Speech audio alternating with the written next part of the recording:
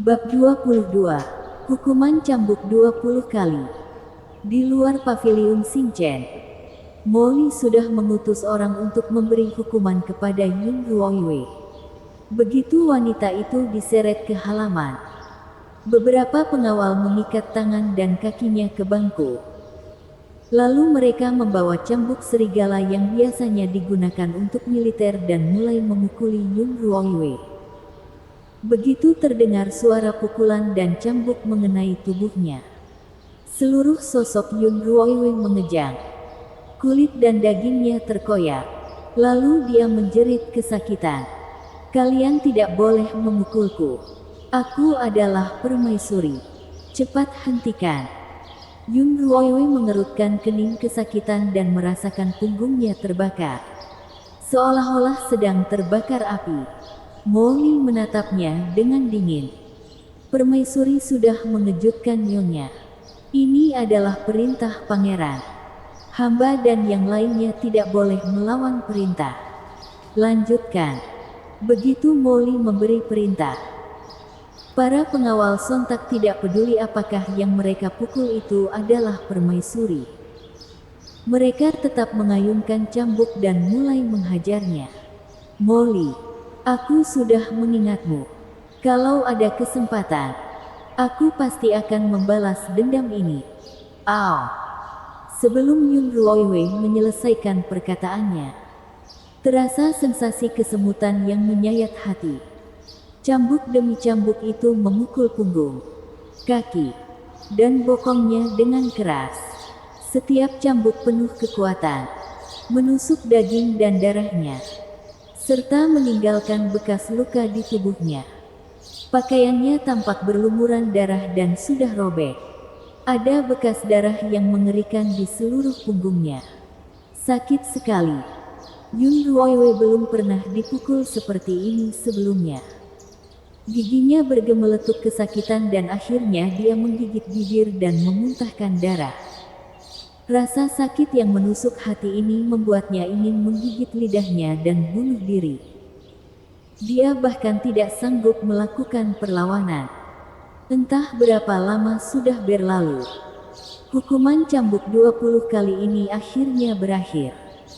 Beberapa pengawal mundur dengan hormat dan menyingkirkan cambuk mereka.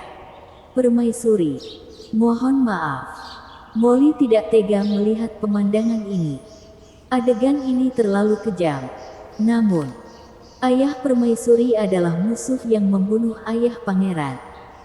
Dia merasa bahwa hukuman cambuk 20 kali ini masih termasuk ringan. Hanya saja, permaisuri sedang sekarat sekarang. Dia terlihat sangat menyedihkan sehingga Molly tak tahan melihatnya. Dia pun menoleh dengan dingin. "Apakah sudah selesai?"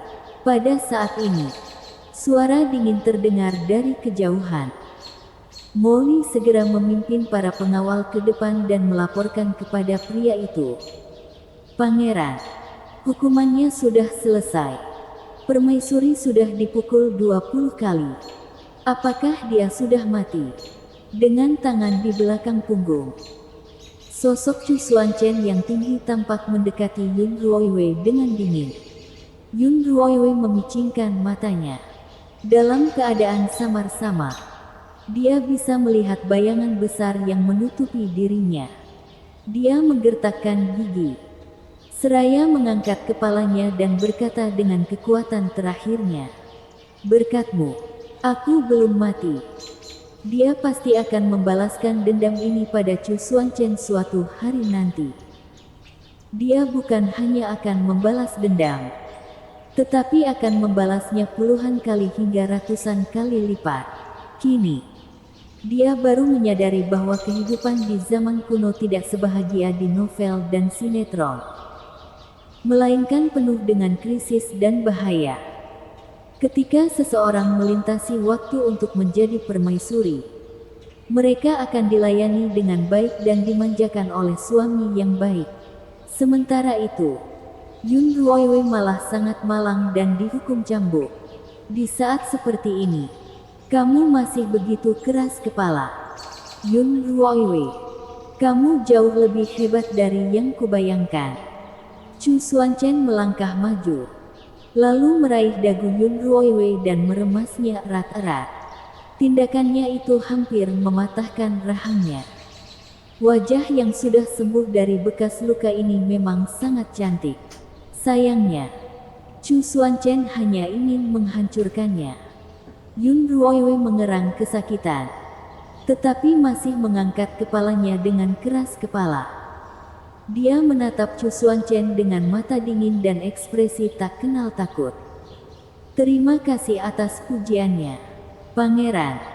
Jangan kira karena kamu menjadi lebih cantik, kamu bisa melakukan apapun yang kamu inginkan di kediaman Pangeran. Katakan, kenapa wajahmu bisa sembuh? Suara Chu Xuanchen terdengar sangat dingin. Bersambung. Bab 23. Hidup dan mati sudah takdir. Sorot mata Yun Ruoiwei penuh dengan sindiran. Bukannya Pangeran tidak pernah peduli denganku? Apa hubungan wajahku denganmu? Melihat ekspresi sinis Yun Ruoiwei, Chu Xuanchen menjadi marah. Tatapan wanita itu seolah-olah sedang mentertawakannya. Kekuatannya meningkat, seolah-olah sedang berusaha melepaskan dagu Yun Ruoiwei. Dengan amarah yang melonjak di matanya, Chu Xuanchen berkata, "Jangan kira karena kamu sudah menjadi cantik, kamu bisa menggunakan cara-cara yang tidak benar untuk merayuku. Di dalam hatiku, kamu bahkan tidak sebanding dengan jari ruwer. Aku hanya ingin tahu, apa yang telah terjadi pada wajahmu?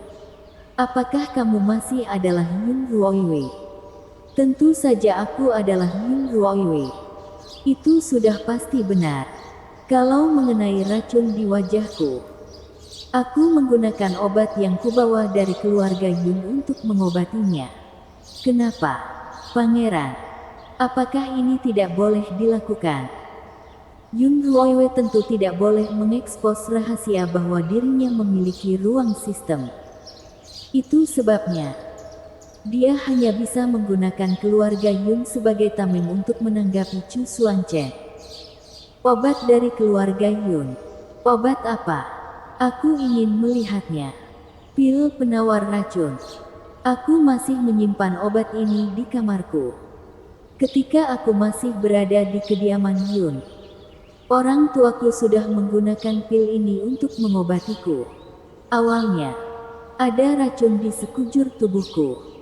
Setelah mengonsumsi pil ini, sebagian besar racunku sudah ditawarkan. Kemarin malam, aku mengonsumsi dalam jumlah besar dan racun di wajahku pun menghilang. Kalau Pangeran tidak percaya, bisa mengutus orang untuk bertanya di keluarga Yun." Chu Xuanchen tersenyum dingin dan berkata, "Pil penawar racun ini sungguh ajaib. Dulu, pil ini tidak bisa menyembuhkanmu, tapi kamu malah sembuh dalam semalam." "Iya. Aku juga tidak menyangka pil ini ternyata begitu ajaib. Apa Pangeran ingin mencobanya?" Yun Ruoiwei menahan rasa sakit di tubuhnya dan menatap Chu Xuanchen dengan tak acuh dan senyuman menawan di matanya. Kalaupun mati kesakitan, Yun Ruoiwei tetap tidak akan menunjukkannya sedikit pun. Apalagi tunduk kepada Chu Xuanchen. Apalagi, pria ini begitu membencinya. Kalaupun Yun Ruoiwei tunduk kepadanya, Chu Xuanchen juga tidak akan melepaskannya. Wanita itu tidak akan mencari masalah sendiri. Daripada mempermalukan diri sendiri, Yun Ruoiwei memilih untuk bertengkar dengannya. "Pergi." Chu Xuanchen menyingkirkan wajah Yun Ruoiwei dengan jijik. "Jangan menatapku dengan cara itu. Aku tidak tertarik padamu." Beraninya wanita ini masih meliriknya ketika berada di ambang kematian. Yun Ruoiwei benar-benar sangat keras kepala. "Pangeran, kamu sudah terlalu khawatir. Kamu tidak tertarik padaku. Jadi memangnya aku tertarik padamu? Sebesar apa kebencianmu terhadapku?" Begitu pula kebencianku terhadapmu. Kita sama saja. Yun Ruoiwei tersenyum sangat dengan tenang. Matanya berangsur menjadi kusam dan tidak ada lagi kasih sayang. Chu Xuanchen tampak terkejut. Apa yang terjadi dengan wanita ini? Di masa lalu, dia bukan seperti ini. Yun Ruoiwei sangat tidak percaya diri, lemah, dan ketakutan ketika melihatnya. Layaknya rusa yang ketakutan. Namun, kini dia tidak lagi menganggap Chu Xuanchen penting. Jangan mempermainkanku. Aku harap kamu bisa menepati perkataanmu dan jangan menggangguku lagi ke depannya. Usai mengatakan itu, Chu Xuanchen tak lagi memedulikan Yun Ruoiwei. Dia langsung berbalik dan pergi. Pangeran juga sama. Jangan menggangguku lagi. Yun Ruoiwei menggunakan kekuatan terakhirnya untuk mengatakan itu. Lalu jatuh pingsan. Melihat hal ini, Molly buru-buru mengejar Chu Xuanchen. Pangeran, permaisuri pingsan. Apakah kita perlu meminta tabib untuk memeriksanya? Kesuraman melintas di mata Chu Xuanchen. Apakah dia layak? Tidak perlu meminta tabib kemari. Biarkan dia mengurus dirinya sendiri. Hukuman cambuk 20 kali benar-benar terlalu berat. Kalau sesuatu terjadi pada permaisuri, itu akan memakan korban jiwa. Selain itu, kalau Yun King dan Kaisar mempermasalahkan hal ini, bagaimana kita akan menjawabnya? Perdana Menteri Yun tidak mengajari putrinya dengan baik dan membiarkan Yun Ruoiwei merajalela di kediaman pangeran. Aku bahkan tidak menyalahkan dia yang gagal mendidik anaknya. Apa hak dia untuk menyalahkanku? Baik, apa yang harus dilakukan pada permaisuri sekarang? Tanya Molly. Bawa dia pulang ke pavilion Fei Yue. Hidup atau matinya sudah takdir. Kalian tidak boleh ikut campur. Melihat punggung Chu Xuanchen yang acuh tak acuh, Molly pun melirik Yun Ruoiwei dengan penuh simpati. Sebenarnya, permaisuri ini tidak begitu menyebalkan. Hanya saja, dia adalah putri dari Perdana Menteri Yun. Bersambung. Bab 24. Mengobati luka sendiri. Pavilion Fei Yue. Yun Ruoiwei terbangun dari rasa sakit akibat luka di tubuhnya. Begitu terbangun, dia melihat Fener sedang berlutut di hadapannya dan menangis sedih. Permaisuri, nasib Anda sangat buruk. Kemarin, Anda baru jatuh ke dalam danau. Setelah akhirnya sembuh, Anda malah dipukul sampai seperti ini. Huhuhu. Fener. Yun Ruoiwei berkata dengan suara lemas. Aku haus. Aku ingin minum air. Permaisuri, Anda sudah bangun. Baguslah. Hamba akan segera menuangkan air. Usai mengatakan itu, Fener bergegas menuangkan air untuk Yun Ruoiwei. Kemudian, dia memapah Yun Ruoiwei perlahan dan memasukkan air ke dalam mulutnya. Setelah meminum segelas air, Yun Ruoiwei baru merasa jauh lebih baik. Jantungnya terasa seperti terbakar barusan. Tetapi dengan segelas air hangat ini, dia merasa jauh lebih baik. Melihat penampilan Yun Ruoiwei, Fener menjadi marah sekaligus sedih. Permaisuri, bagaimana bisa pangeran bersikap seperti ini kepada Anda? Anda adalah permaisurinya. Bisa-bisanya dia menghajar Anda demi seorang selir. Hamba barusan meminta pengasuh Zhang untuk memanggil tabib kemari. Tapi dia tidak bersedia. Dia bilang, pangeran yang menyuruh permaisuri untuk mengurus diri sendiri. Hidup atau mati permaisuri tergantung pada takdir. Kediaman pangeran tidak akan mendatangkan tabib untuk Anda. Bukankah pangeran ingin membunuhmu perlahan? Anda begitu mencintainya. Bagaimana bisa dia begitu kejam? Oh, ya, aku tidak butuh tabib. Fener. Aku punya obat. Tolong bantu oleskan. Ya. Tidak masalah jika Chu Xuanchen enggan mendatangkan tabib untuknya. Dia sendiri adalah tabib dan mampu mengobati lukanya sendiri. Permaisuri, Anda memiliki obat untuk lukanya. Apakah Anda tahu cara mengobatinya? Tanya Fenger yang terlihat khawatir. Ambil baskom berisi air hangat dulu. Lalu aku akan beritahu langkah-langkahnya. Jangan khawatir. Aku bisa menyembuhkannya. Ucap Yun Ruoiwei seraya terbatuk. Fenger tampak meneteskan air mata. Baiklah, permaisuri. Hamba akan segera pergi. Begitu Fenger pergi, Yun Ruoiwei menggerakkan pikirannya. Kesadarannya sontak memasuki ruang sistem. Dia melirik ruangan itu sekilas. Lalu mengambil beberapa obat anti radang, hemostatik, amoksisilin, dan sefuroxim, serta beberapa kain kasa, perban, dan obat-obatan lain yang biasa digunakan. Dengan mengeluarkan begitu banyak obat sekaligus, itu akan lebih memudahkan Yun Ruoiwei untuk menangani luka dengan cepat. Setelah mendapatkan obat, dia langsung menelan beberapa obat anti radang untuk mengurangi peradangan. Segera, Fenger juga sudah kembali dengan membawa air. Begitu dia kembali, dia melihat banyak obat aneh diletakkan di samping ranjang Yun Ruoiwei. Dia bertanya dengan penasaran, "Permaisuri, apakah Anda membawa obat-obatan ini dan obat-obatan sebelumnya dari kediaman Yun?" "Hamba belum pernah melihatnya sebelumnya. Seorang dokter Dewi yang memberikannya untuk ibuku. Lalu ibuku diam-diam memberikannya kepadaku. Tentu saja kamu tidak tahu. Bahkan, ayahku pun tidak tahu tentang ini. Sudahlah.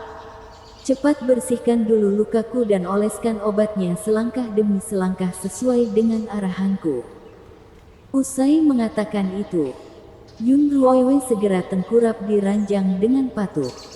Dalam keadaan ini, dia hanya bisa tidur tengkurap dan sama sekali tidak bisa berbaring. "Baiklah, permaisuri." Kemudian, Yun Ruoiwei menyuruh Fenger untuk membersihkan lukanya terlebih dahulu, lalu menaburkan hemostatik pada lukanya. Setelah pendarahannya berhenti, dia akan mendisinfeksi lukanya. Usai menanganinya dengan antiseptik dan obat anti radang, lukanya akan dibalut menggunakan kain kasa. Untung saja, lukanya hanya luka luar. Luka Yun Ruoiwei tidak begitu dalam dan juga tidak memerlukan penjahitan. Jika tidak, hal itu akan sulit untuk dilakukan karena lukanya ada di punggung sehingga tidak bisa dijahit. Setelah Fenger bantu mengobati lukanya, dia pun membawakan air. Yun Ruoiwei meminum 2 tablet amoksisilin dengan air tersebut untuk mencegah lukanya terinfeksi. Setelah melakukan semua ini, Yun Ruoiwei menyadari bahwa dirinya sudah lapar. Dia berkata kepada Fenger, "Fenger, apakah kamu punya sesuatu untuk dimakan? Akan lebih baik kalau berupa sup bergizi atau semacamnya, agar lukanya cepat sembuh." Setelah mengoleskan obat pada luka, jika ingin cepat sembuh, Yun Ruoiwei harus memperkuat nutrisinya. Begitu daya tahan tubuhnya meningkat, maka lukanya akan cepat pulih. Bersambung.